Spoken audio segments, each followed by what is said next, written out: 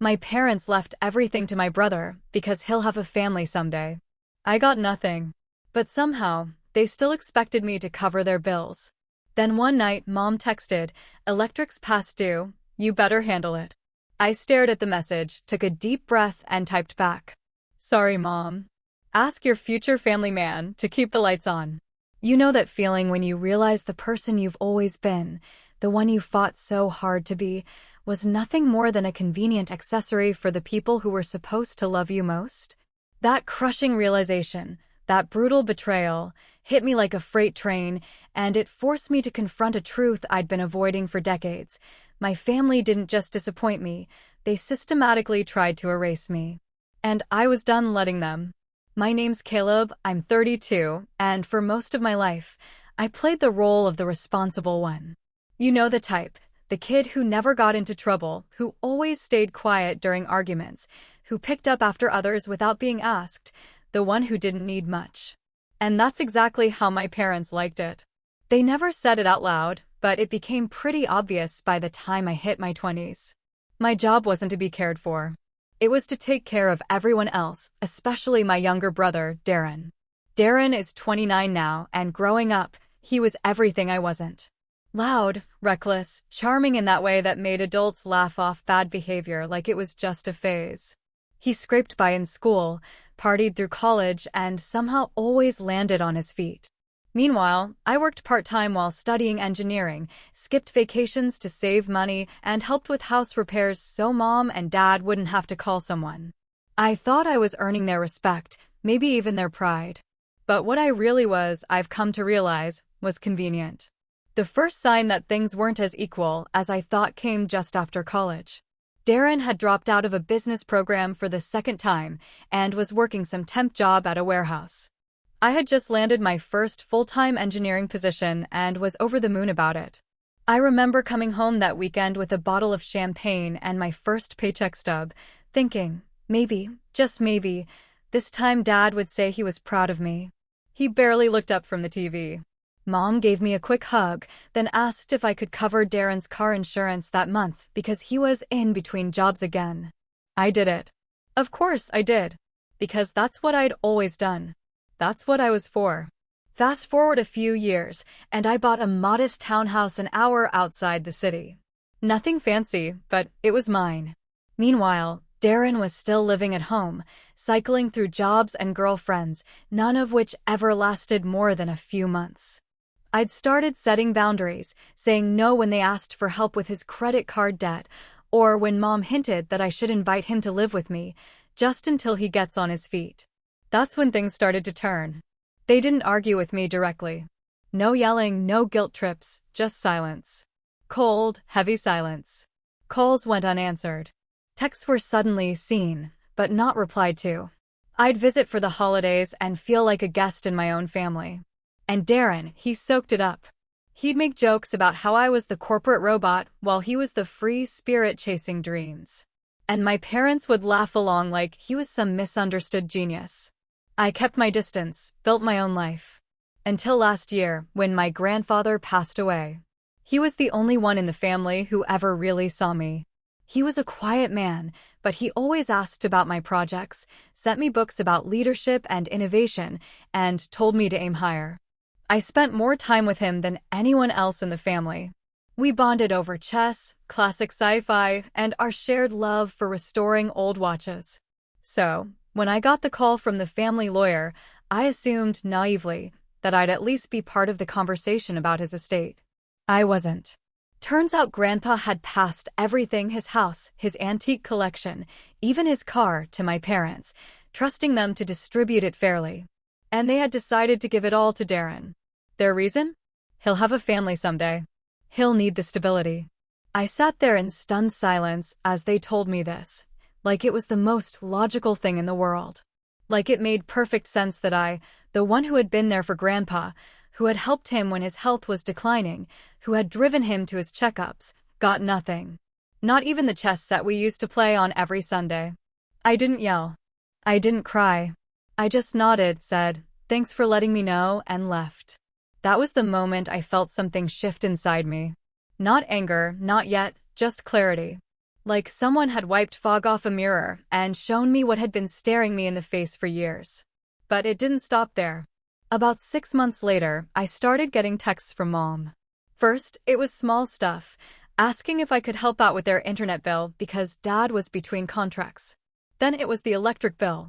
Then the property taxes on Grandpa's house, the same house they'd gifted to Darren, who had moved in with his new girlfriend and was already planning to remodel the garage into a recording studio. You know how hard it is right now, Mom wrote. You're doing so well. You should help. At first, I ignored the messages. Then I responded with polite no's. Then I stopped responding altogether. That's when the guilt trips began. My aunt called me one night to ask why I was punishing my parents. Darren left me a voicemail saying I'd changed and that success had made me arrogant. And then, just last week, I got the text. The one that made me sit down, reread it 3 times, and take a very long, very deep breath. It was from Mom. Simple, cold, no greeting. Electric's past due. You better handle it. That was it. No, please. No, can you?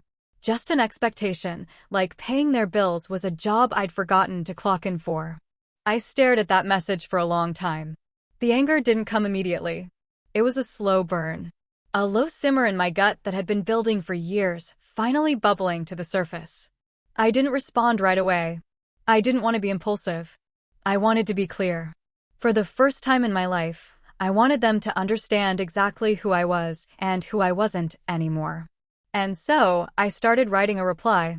Not just to the text, but to everything. The years of being the fallback. The expectation that I would give without question while Darren was given without earning a thing. I thought about what I'd say, how I'd say it, and how this time, I wasn't going to walk away quietly. I haven't sent the message yet, but I will soon.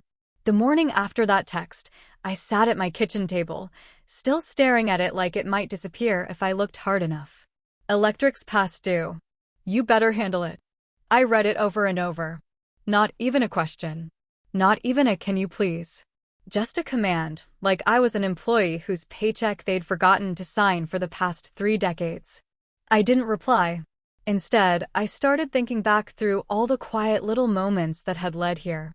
How I'd been groomed to accept this treatment without protest. How every time I tried to draw a boundary, I was met with subtle punishment, withdrawn affection, sudden silence, backhanded comments from relatives that I think I'm too good now. I'd convinced myself for years that keeping the peace was noble. That maybe if I just gave a little more, tried a little harder, they'd treat me like a son and not a utility. But now, I was done pretending. And the next few weeks only confirmed that I was making the right call. It started with a Facebook post. Darren had tagged our parents in a photo outside Grandpa's old house. The caption, "New beginnings. Turning this place into the dream home for me and my future fam. Thanks Mom and Dad for believing in me." The comments were filled with congratulations, heart emojis, and people praising my parents for being so generous and supportive.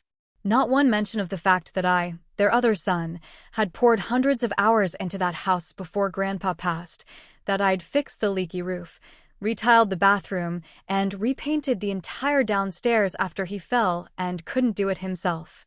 I didn't comment. I didn't like it. I just stared at the screen for a while, feeling something twist in my chest, like I was watching someone else live the life I'd worked for.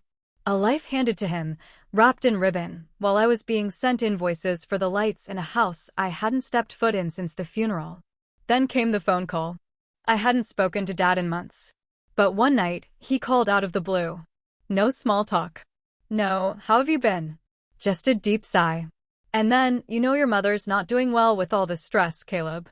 I waited for him to continue, confused. All what stress? He scoffed like I was being difficult on purpose. The bills, the house upkeep. And now Darren's talking about starting a family soon. We thought you'd be more involved. I nearly dropped the phone. Involved? I'm not even invited, Dad. There was a long silence. Then he said something that snapped something in me clean in two.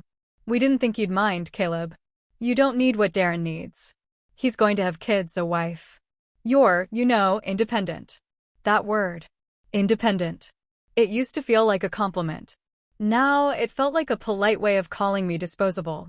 I didn't yell. I didn't argue. I just said, I've got to go, and hung up. The next week, I got a letter in the mail. At first, I thought it was junk. No return address, just my name printed in bold letters. But inside was a neatly folded list of expenses, handwritten in my mother's familiar cursive. Internet, gas, electric, property tax. At the bottom, your share, $740.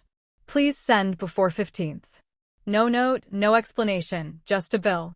My hands trembled as I folded the paper back up. I could feel the old instinct kicking in. The voice in my head that told me to keep the peace, just pay it. Don't make things harder. But another voice had started speaking too. One that asked, why are you financing their favoritism? And that voice was getting louder. I didn't pay the bill. Instead, I called my friend Jordan, an old college buddy who'd gone into estate law, and asked a question I'd never thought I'd say out loud. If someone gives away inheritance before probate and there's no written will, is there anything that can be done? He paused. You're talking about your grandfather? I nodded even though he couldn't see me. Well, he said slowly, if it was verbal and there's no paper trail, it's hard to dispute. But if they misrepresented the inheritance or used coercion, or if there's proof your grandfather's wishes were ignored, you might have a case. Why? I didn't answer. I just thanked him and hung up. The next family event I got invited to was Darren's engagement party. I hadn't seen him or my parents since that phone call, and I was shocked they even bothered to include me. The invite came in the mail. Gold foil lettering and a picture of Darren and his fiancée, Tessa, I think her name was, posing on the porch of Grandpa's house. The same porch I'd painted the summer after college while Darren was off on a last-minute cruise paid for by Mom's emergency savings. I wasn't planning to go, but then I thought about that chess set, the one Grandpa had promised me when I was 16 after I finally beat him in a full match. You've earned it, he said, smiling. Someday this will be yours. I never saw it again after he died. I checked the invitation one more time. No personal note, no message from Darren. Just a printed line that said, let's celebrate love and family. Family, right? I marked the date on my calendar. I didn't know exactly what I was going to do yet, but something had shifted. I was no longer trying to be included. I was planning my exit, and I wanted them to remember it. The day of Darren's engagement party arrived with the kind of heaviness that settles in your bones before you even get out of bed. I hadn't RSVP'd, hadn't called, hadn't given them any reason to expect me. But I went anyway. Not to celebrate. Not to make peace. But because I needed to see with my own eyes just how far gone this family really was. The house looked almost unrecognizable. Grandpa's clean, weather-worn white siding was now some trendy charcoal gray. The old rose bushes were ripped out, replaced with a soulless rock garden. The porch, the one where we used to sit in silence, watching the sun dip behind the hills, had been extended into a wide wraparound deck with twinkle lights and overpriced patio furniture. And right there on a custom wooden sign hanging beside the door, the future home of the Bell family. Darren's last name, not ours. I stepped through the door and was hit with a wave of laughter, chatter, and the clinking of glasses. The air smelled of catered appetizers and designer candles. No trace of the old home that once held quiet afternoons and creaky floorboards. I wasn't greeted. No one even noticed I'd arrived at first. I stood by the door for a full minute before my aunt finally spotted me and came over with a forced smile. Caleb, so glad you made it. I nodded, trying to keep my face neutral. Mom was near the fireplace chatting with some women I didn't recognize. She turned just enough to make eye contact with me and then looked away. Just like that, as if I were someone's awkward coworker who had shown up by accident. Dad eventually walked over and gave me a firm handshake like we were business associates. You're looking well, he said. Yeah, I replied. He gave a curt nod and then excused himself to check on the food. I watched as Darren made his grand entrance from upstairs with his fiancée, Tessa, laughing at something he'd whispered in her ear. The room practically erupted in applause. He soaked it up like a politician at a campaign rally, waving, giving finger guns, even winking at a few of the guests. When he finally saw me, his smile faltered just slightly. Then he walked over with that casual swagger I'd known since childhood. Caleb, wow, wasn't sure you'd show up. Got the invite, I said. Yeah, well, no hard feelings about the house, right? I mean, Mom and Dad did what they thought was fair. I tried to tell them to include you more, but… He trailed off with a shrug like it was out of his hands. Like I should be thanking him for even mentioning me at all. Then, he chuckled. Hey, at least you don't have to worry about renovations, right? You're the free agent. No strings. I didn't respond. I just looked past him toward the display table near the kitchen. There, under a glass case, was something that stopped me cold. Grandpa's chess set. Polished on display, labeled like a museum piece. A tiny engraved plaque read, "From our family's legacy, now part of our new beginning." I felt something inside me crack. That set wasn't just sentimental. It was symbolic. It was mine. Not legally, maybe, but spiritually. Grandpa had promised it to me. I remembered every piece, every smooth wooden bishop, the worn edges of the pawns. That set had seen me through adolescence. It had sat between us through conversations about life, ambition, self-worth. I'd never asked for anything else from Grandpa because I believed that set was enough, that it meant something. And now it was just a prop in Darren's showroom of success. I turned away before anyone could see the heat rising behind my eyes. I went out to the backyard to clear my head, but that was a mistake, too. The backyard had been transformed into a full event space. White tents, fairy lights, a bar, even a hired photographer. And that's when I heard it. "We're thinking of asking Caleb to co-sign the mortgage," Tessa was saying, her voice soft, but not soft enough. "Just until the new loan clears. Darren said he's good for it, but the bank wants more income on the application." I froze behind a pillar, listening. "Your mom said he'll do it," she added. "She said he always helps when she asks." My breath caught. They weren't just assuming I'd pay the bills. They were making plans to tie me financially to a house I didn't own, didn't live in, wasn't even welcome in. I stood there in stunned silence, my mind racing. A co-signed mortgage. That wasn't help. That was a shackle. Then I heard Darren's voice from the other side of the tent. "Caleb won't say no. He never does. He acts all cold sometimes, but deep down he still wants their approval. He'll cave." They all laughed. That was it. The moment. The betrayal wasn't just that they'd taken the inheritance. It wasn't even the lies or the erasure of everything I'd done for the family. It was this. This plan to chain me again to their convenience. This belief that I was so desperate for crumbs of affection that I'd sabotage my own future just to stay in their orbit.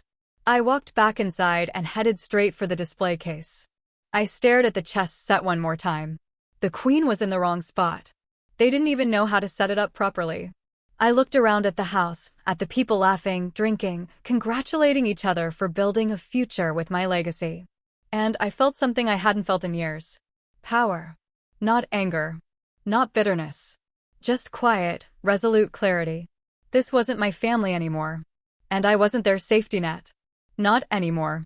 And what I did next made sure they would never forget that. I left the party without saying goodbye.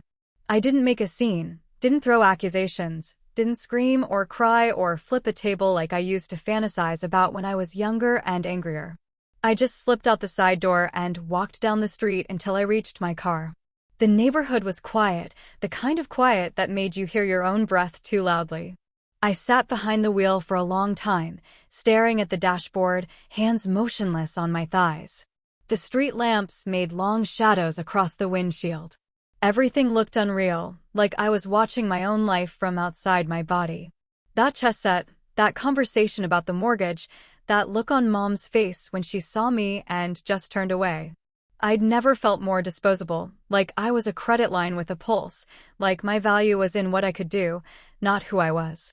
That kind of realization doesn't come like a lightning strike. It's slower, a dull ache that builds over years until one day you just can't carry it anymore. That night, I didn't go home. I drove nowhere in particular. Just kept the engine running and let the road carry me through the city, past late-night gas stations and empty parking lots and convenience stores, still lit by flickering neon. My mind was spinning, not with rage, but with questions. How did I let it get this far? How did I become the one who was left out of my own family's future? How did I become the one no one fought for? I ended up at a late-night diner on the edge of town, the kind with cracked vinyl booths and the smell of burnt coffee soaked into the walls. I sat at the counter and ordered pancakes I wasn't hungry for. The waitress didn't ask questions. She just kept refilling my cup like she knew I needed time. That's where the breakdown happened. Not a loud one. No sobbing or shouting, just me hunched over a plate of syrup-soaked pancakes, quietly letting tears fall into my coffee as the jukebox played some forgotten 80s ballad. It was grief. Grief for the family I thought I had. For the version of myself I'd killed off piece by piece to stay in their good graces. For the time I'd never get back. I didn't go into work the next day. I told my boss I wasn't feeling well, which wasn't a lie. I didn't shower, didn't shave, just sat in my living room staring at old photo albums I dug out of the closet. Pictures of me and Darren as kids, birthday parties, camping trips. The look on my face back then, so hopeful, so eager to please. I wanted to reach through the page and tell that kid, they don't love you the way you deserve to be loved. Stop trying so hard. That week, the text started again. Mom, can you call the bank? The water bill bounced. Then we're adding Darren's name to Grandpa's property officially. Just a formality. We'll need your signature. Then finally, you're being cruel, Caleb. We're family. Stop punishing us because life gave Darren different needs. Different needs. I couldn't even bring myself to reply. Instead, I deleted the thread, blocked her number, then blocked Dad's, then Darren's. I even blocked my aunt, who'd always taken their side in group chats, sending passive-aggressive Bible quotes and guilt-ridden messages about honoring your parents. I spent the next few days in silence. No calls, no texts, no demands. It was like walking through a post-storm forest, broken trees everywhere, debris underfoot, but strangely peaceful. Still, I didn't feel victorious. I felt hollow. Cutting them off, even temporarily, was like pulling out a deeply embedded thorn. It hurt going in. It hurt more coming out. But I knew I had to do it if I ever wanted to walk without limping. I started writing in a journal again, something I hadn't done since college. Just page after page of unfiltered thoughts. Every memory, every moment that now made sense in hindsight. The times I fixed the fence while Darren played video games. The time I loaned Dad $2,000 to help with the house, only to find out it paid for Darren's motorcycle. The Thanksgiving when I brought a girlfriend and no one even remembered her name by dessert. I poured it all out. And in the quiet that followed, something new crept in. Resolve. Not vengeance, not yet, but clarity. Direction. I wasn't just cutting ties. I was rebuilding my foundation. I called my accountant, asked him to run a full audit on anything my name was attached to, family property, joint accounts, co-signed loans from years ago. I wanted everything documented. Then I made an appointment with a financial advisor to explore options for moving assets, restructuring savings, and protecting my credit. It wasn't glamorous. It wasn't a big, satisfying showdown. It was small, quiet steps. I started going for early morning walks again, something I used to love before life got too busy. I cleared out old clothes, rearranged my living room, threw away things that no longer sparked anything in me. It felt symbolic, even if it was small. I was creating space for peace, for breath, for the person I might have been if I hadn't spent decades playing someone else's supporting role.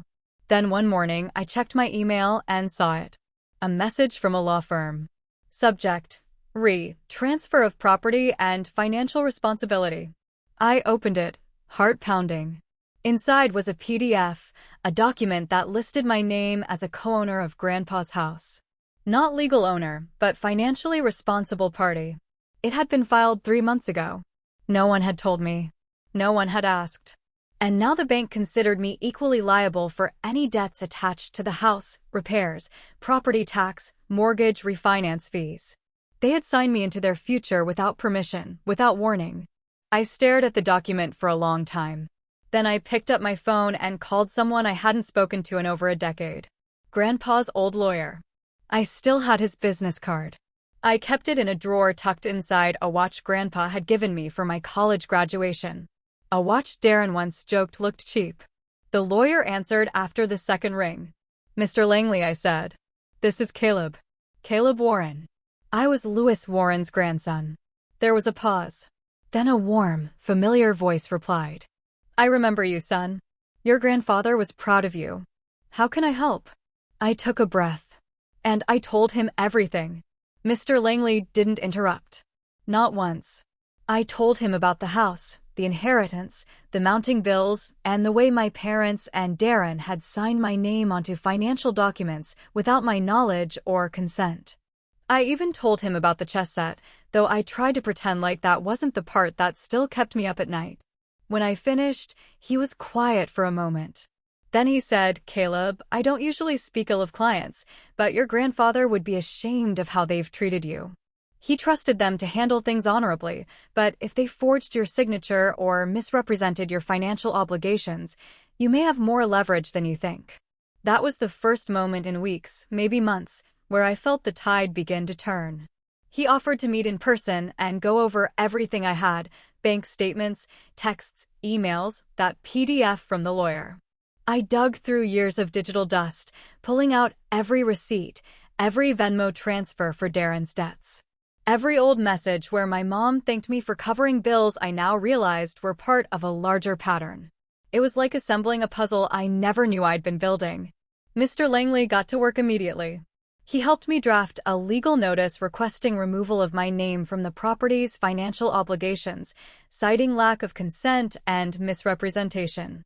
He also flagged the mortgage application that Tessa had mentioned at the engagement party and confirmed they had tried to add me as a cosigner, but it had been declined because they lacked a signed document from me. I wasn't just cutting them off anymore. I was protecting myself. Meanwhile, something else started happening. With all the energy I used to pour into my family's drama, I suddenly had time. Space to focus on things that actually mattered. I started showing up to work sharper, more alert. My manager noticed. I was offered a project lead position for a high-profile infrastructure redesign in the city, something I would have never taken on if I were still playing damage control back home. I accepted. Then I did something I'd never done before. I booked a vacation. A real one. 2 weeks in Lisbon alone. It wasn't just to get away. It was a declaration that my time, my peace, my life was mine again. On that trip, something shifted in me. I journaled daily, walked the hills with no schedule, sat at cafes without checking my phone. There were no emergencies to fix, no family drama pulling me back in, just me, a city I didn't know, and the sound of my own voice finally getting a chance to speak uninterrupted. And I started to hear it clearly. I wasn't broken. I wasn't cold. I wasn't the selfish one. I was free. When I came back, I found a letter waiting at my door. Certified. From my parents' lawyer. They were surprised by the legal notice. They felt betrayed. Claimed they had only ever tried to give Darren a chance at a real life that they assumed I would understand given how well I was doing. But the final paragraph was the kicker. They asked me to reconsider, to undo the paperwork, to not make this public. The implication was clear. They were scared that I might tell people what they'd done. That the mask they wore in public, that of a generous, close-knit, traditional family, might finally crack. That's when I knew I had the upper hand. Because for the first time, they needed me. And I didn't need them at all. I wrote back a single sentence.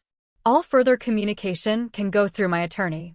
A week later, Mr. Langley called with news. My name had been formally removed from all legal responsibility regarding the property. They'd backed off quietly, begrudgingly, but completely. It felt like a final key turning in a lock I hadn't realized I'd been trapped behind. Then, 2 months after that, I got an invitation in the mail. Not from my family. From a local nonprofit, one I'd once donated to on a whim years ago. They were asking me to be a guest speaker on a panel about financial independence, setting boundaries, and recovering from toxic family dynamics. Apparently, I'd shared a personal note with them back then in a donation message, and someone had kept it. They wanted me to tell my story. I almost declined, but something told me to go. Standing on that stage, I told a room full of strangers about a chess set, a forged document, and the long, painful road of learning to stop begging people to treat me with dignity. I watched faces nod, eyes widen, and shoulders ease as they saw parts of themselves in my story. Afterward, someone came up to me, a woman in her 40s, teary-eyed, and whispered, "Thank you." I thought I was the only one. I wasn't just healing anymore. I was helping. And as I walked home that night under a sky free of clouds or expectations, I realized something important. I hadn't lost a family. I had outgrown one. And the best part? I was just getting started. About a month after the nonprofit event, I got an email from someone unexpected. It was from an old friend of my grandfather's, Mr. Reinhardt, a historian and antiques appraiser who used to come over sometimes when I was a kid. He'd sit with Grandpa in the sunroom sipping coffee and talking about the provenance of old war medals, vintage clocks, and obscure board games. I hadn't seen him since I was a teenager, but the email was warm, direct, and surprising. He wrote, "Caleb, I happened to see you speak at the panel a few weeks back. You've grown into a man your grandfather would have been immensely proud of. I wanted to reach out because something's come to my attention that you may not be aware of. Something concerning your grandfather's belongings. Would you be willing to meet?" That last sentence lit a spark in me. We arranged to meet at a quiet cafe downtown, the kind where you can still hear the clink of ceramic mugs and the soft hum of conversation. Mr. Reinhardt was older now, slower, with deeper lines etched into his face, but his eyes were sharp and his memory sharper. We sat down, and he wasted no time. "Your grandfather had a will," he said. I froze. I thought he left everything to my parents. He shook his head. He had a will. One he wrote himself about 8 months before he passed. I helped him draft it. In fact, he wanted everything to be clear. Most of his personal belongings were to go to you, including that chess set. My stomach dropped. But the will was never filed. Your parents insisted there wasn't one. He nodded gravely. I was surprised when I heard they claimed there was no documentation. I assumed they had changed plans or perhaps your grandfather never finalized it. But then I found this. He pulled a slim envelope from his coat pocket, worn but sealed with wax. The handwriting on the front was unmistakable. Grandpa's. To be opened by Caleb Warren upon my death. I took the envelope with trembling fingers, barely able to breathe. Inside was a single page. "Caleb, if you're reading this, then something has gone wrong, and this letter never made it to you the way I intended. I want you to know something, son.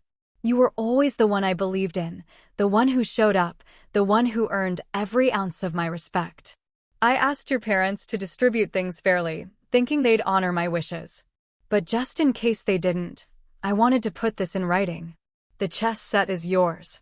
So are my watch collection, my military memorabilia, and the safety deposit box at Hanover Bank. Box 442. Everything in that box is yours by right, not charity. I hope you never have to use this as proof, but if you do, don't be afraid to fight for what's already yours. Grandpa." I read the letter 3 times before I looked up. "Do you know what's in the box?" I asked. Mr. Reinhardt smiled faintly. "Only your grandfather knew for sure, but I can tell you this. He once told me that legacy isn't just about money or things. It's about making sure the right people carry the torch." That same afternoon, I went to Hanover Bank. It took some verification and a couple of hours, but eventually a bank manager led me into a quiet back room with a vault door. I signed a release, showed my ID, and was handed a small iron key. Box 442 was heavy. Inside, I found a certified copy of the original will, signed and dated, an insurance appraisal for the chess set, and several antique watches totaling over $80,000. A handwritten inventory of Grandpa's military medals and antique tools, each with a note about its history. And tucked beneath it all, a flash drive. I took it home and plugged it into my laptop.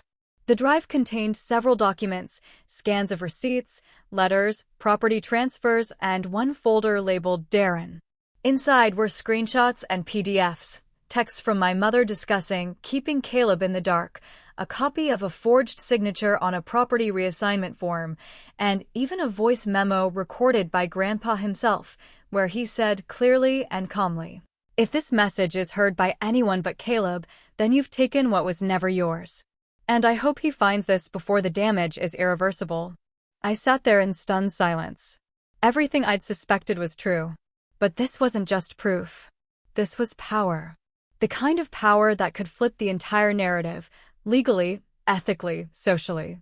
I could expose them not just to our family and neighbors, but in court if I wanted to. I had the original will, the voice recordings, the financial appraisals, even hard evidence of forgery. I made copies, saved everything to an encrypted cloud drive, forwarded key files to Mr. Langley, who nearly dropped the phone when I told him this. He said, "This changes everything." But I wasn't in a rush, because now, for the first time, I was playing chess with a full board in front of me. They thought I was out of moves, but I still had my queen, and the moment to strike was coming soon. I just had to decide how public I wanted the fall to be. I waited exactly 11 days. Not because I was unsure. Not because I had doubts. I waited because timing, like in chess, is everything. And if my family had taught me anything, it's that people who rely on your silence get nervous when it stretches just long enough. They start wondering if you're building something. And I was. The morning of the 12th day, I called Mr. Langley. "I'm ready," I said. He didn't ask what I meant. He already knew. We'd spent the last week carefully preparing every legal thread we'd need. The original will had been submitted to the probate court as a previously undisclosed document. Langley filed a petition for formal probate backed by the will, the notarized letter Grandpa left, and the voice recording. That alone would have been enough to shake the ground beneath them. But that wasn't the move. That was just the setup. The real move, the check, was what I sent to the rest of the family a day later. An envelope neatly addressed, certified. One copy to my parents, one to Darren, and a digital version to my aunt, just in case. Inside was a letter, polite, firm, written like someone who wasn't asking, but informing. To whom it may concern, as you are likely now aware, a certified and signed copy of Lewis Warren's original will has been located and filed with the probate court. In accordance with his final wishes, several personal assets currently in your possession, including but not limited to the vintage chess set, antique watches, and military memorabilia, have been rightfully and legally designated to me. Furthermore, due to your unauthorized attempt to assign financial responsibility to me without my consent, as well as the documented evidence of forged signatures and misrepresentation of estate-related matters, I have initiated a formal claim of fraud, currently under review by the appropriate parties. At this time, I am offering a resolution.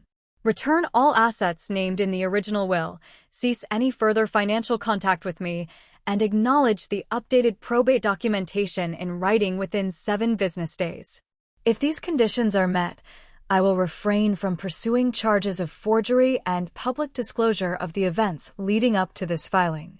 Failure to comply will result in immediate legal escalation and the public release of the recorded materials in my possession. Sincerely, Caleb Warren. I didn't include threats. I didn't need to. The implication was enough. The following days were quiet. Too quiet.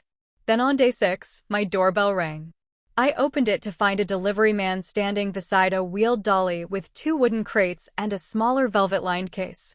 No note, just a signature form and a label, returned to rightful owner. Inside was everything. The chess set untouched, still in its display box. The watches, cleaned, polished, arranged in the same order Grandpa always kept them. And the medals, each pinned to a velvet board with a copy of Grandpa's old handwritten notes tucked behind them. I stared at them for a long time, not out of joy, not out of triumph, but because I realized this was the first time in years I had something from my family that wasn't laced with a demand. The next morning, Mr. Langley called. "They complied," he said. "The court has acknowledged the will, and your claim has been upheld. You're now the legal executive of your grandfather's estate." "Executive?" I asked. He chuckled. "You're in charge, Caleb. Of everything that's left." And that's when I made the final move. I went back to Grandpa's house, not alone. I brought a real estate agent, an appraiser, and a photographer. The house wasn't just part of Darren's future anymore. It was part of my past. A past I was finally ready to let go of. The moment the documents cleared, I listed it for sale. Full public listing, photos, history, even an open house. Within 3 weeks, it sold above asking price. Darren found out from the sign out front. Apparently, my parents had quietly transferred the title to him months ago, but it wasn't legal. Not anymore. Grandpas will overrode everything.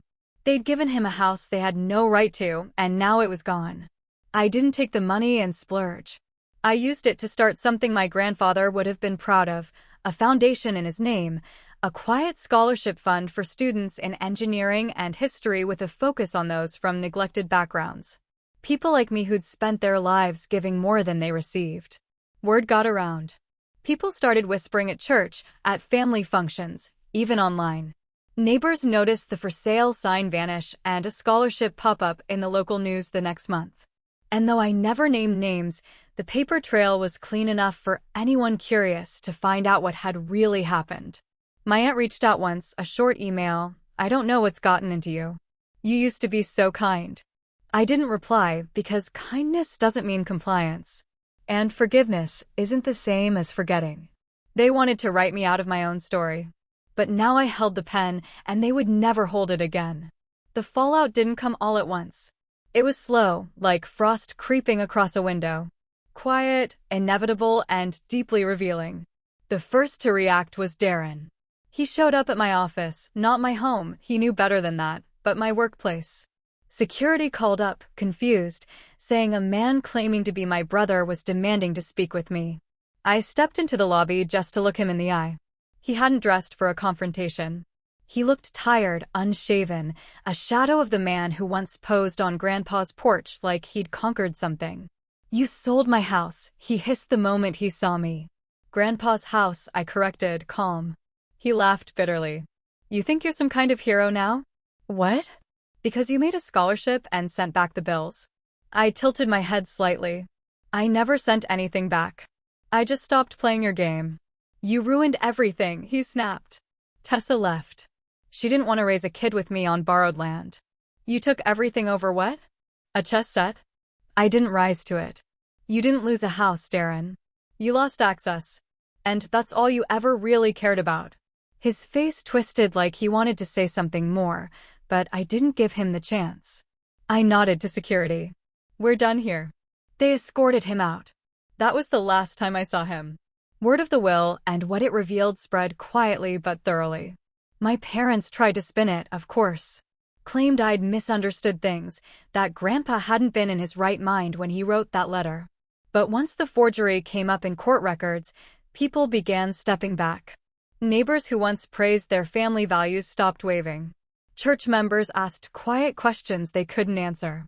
Even my aunt, ever the voice of guilt, disappeared from my inbox. No more Bible verses. No more digs about honoring thy father and mother, because you can't shame someone who no longer needs your approval. Financially, they took a hit. The mortgage Darren had hoped to refinance fell back onto their shoulders. With Darren out of the picture and no more bailout money from me, they began slipping. Late payments, calls from creditors, whispers of a downsized car and a frozen credit card. I didn't cheer for their downfall, but I didn't save them either. Because the truth is, they'd never fallen from grace. They'd just run out of ways to hide what was always underneath. I kept building. The foundation grew. We funded our first 3 scholarships within the year. I started mentoring a student named Elijah. Quiet, focused, the kind of kid who reminded me a little too much of myself at 17. We met twice a month, mostly to talk about goals and balance. But one day, he asked me something that caught me off guard. "How do you stay so calm when people try to walk all over you?" I smiled at that, because for years, I didn't. I was just quiet, and silence isn't the same as peace. So I told him the truth. "You stay calm," I said, "when you know how the game ends." He didn't get it right away. He would someday. Weeks later, I unpacked the chess set for the first time since getting it back. I laid out the pieces slowly, one by one. Felt the weight of the king in my palm. The groove where Grandpa's thumb used to rest. And then, without realizing, I whispered something aloud to the empty room. Checkmate. And I finally felt it. I'd won. Not just the game, but my life back.